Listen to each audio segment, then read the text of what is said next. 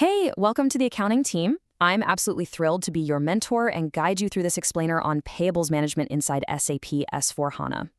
Today is all about taking that fantastic theoretical accounting background of yours and showing you how it actually comes to life in our system.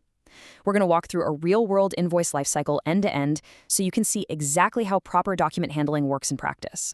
So Jose, it's day one. Let's get you geared up to run the financial engine of the bike company. As you already know, we build high-end bikes and e-scooters using sustainable materials. But to make that happen, we're buying raw materials literally every single day.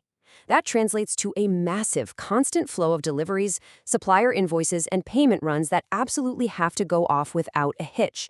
And, well, that's exactly where you come in. All right, let's talk about what you'll actually be doing day to day. When those raw materials hit the loading dock, you'll toggle the supplier invoice entry to make sure the cash is hitting the right accounts. Now, mistakes happen, that's just life, so you'll also handle posting corrections when things go slightly off the rails. You'll be prepping payments, which sometimes means issuing down payments if a supplier needs cash up front before they ship. Then the really fun part, executing the payment run, which basically blasts out bank transfers for hundreds of invoices at once. And finally, you'll wrap things up with periodic activities, like month-end foreign currency tweaks. Now, all of that might sound like a chaotic to-do list, but SAP actually neatly organizes your world into four main buckets. First is account management, where you maintain the core master data for our suppliers. Next is payment processing. That's where you actually execute the payments and tightly manage our cash flow.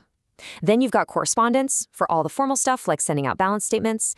And lastly, supplier analytics. This one is super cool because it gives you real-time intelligence to track key metrics like our days payable outstanding.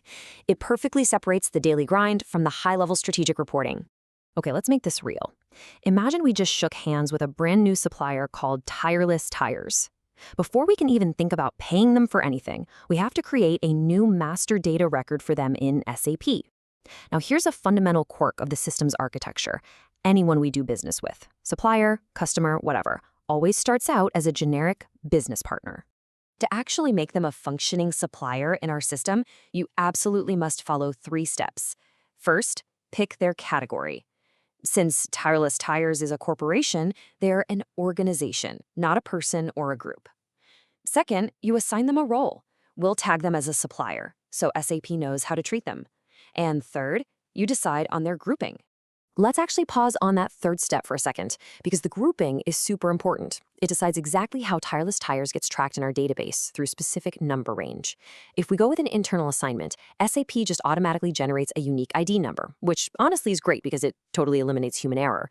But if we use an external assignment, you get to manually type in an alphanumeric code. That's incredibly handy if we ever need their SAP ID to match some older legacy system we're trying to phase out. Another thing you're going to notice is how SAP handles their data.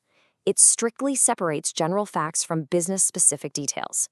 General data is the universal stuff, their physical address, their company name, the language they speak. But the role-specific data, that's where the real accounting magic happens. Because they have the supplier role, we have to link them directly to our specific company code for finance and to our purchasing organization for logistics. This firewall is totally crucial, because it stops the purchasing guys from accidentally overwriting our sensitive accounting data.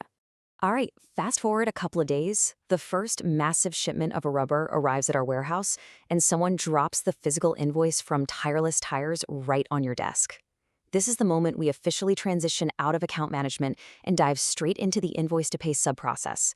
It's time for you to enter this baby into SAP and turn it into an official accounting journal entry. But hey, before you just start typing away, I gotta share this kind of wild system limit with you. 999. That is the absolute hard maximum number of line items that a single finance document can hold in SAP. Now sure, our invoice from Tireless Tires is probably only gonna have 2 or 3 lines, but it really puts into perspective the sheer massive scale of what SAP is built to handle from huge global corporations.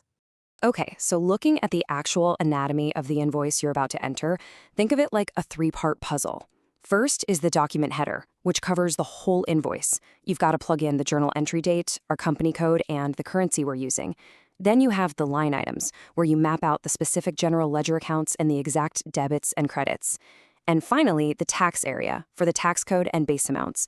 If you leave any of these 3 areas incomplete, the system will flat out refuse to post it. You gotta nail all 3. So getting that data entered is obviously super critical.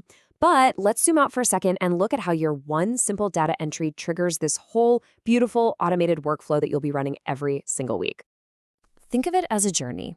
It starts with arrival, whether that's a piece of paper or an email. Then we hit the entry phase we just talked about, where the amounts lock into the ledger. After that, based on whatever payment terms we set up back in step 1, SAP flags the invoice for the payment run.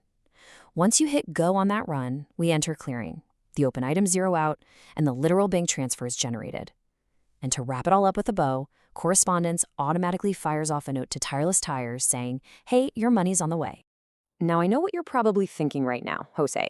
That sounds like a whole lot of clicking, typing, and manual babysitting. But you're not doing this solo. SAP S/4HANA has SAP Business AI baked right into it. Think of this AI as your personal digital assistant. It's smart enough to automatically release supplier invoices the second a related customer payment clears, all without you having to lift a single finger. The perks of this are just a total game changer.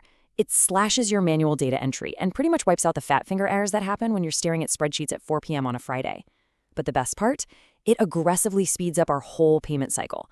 Because you're not bogged down playing data entry clerk, you actually have the time to look at the numbers, analyze our cash position, and build genuinely strategic relationships with partners like Tireless Tires. And boom! Just like that, the payment has officially cleared. You did it, Jose.